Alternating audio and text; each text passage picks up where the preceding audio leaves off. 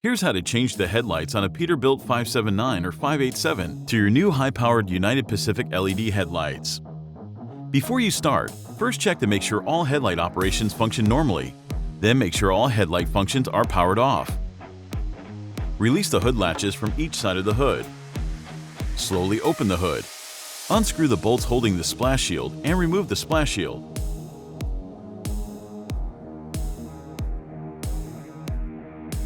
Unplug the truck harness from the headlight.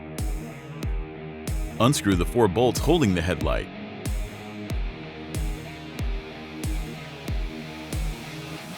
Remove the headlight from the hood. Carefully push the new headlight in. Screw down the 4 bolts holding the headlight and tighten to proper torque spec. Connect the truck harness to the new headlight. Check to make sure all functions work properly. Reinstall the splash shield and screw down the bolts to proper torque spec. Close the hood and secure the latches on each side of the hood. Reliable, hardworking, quality products at United Pacific.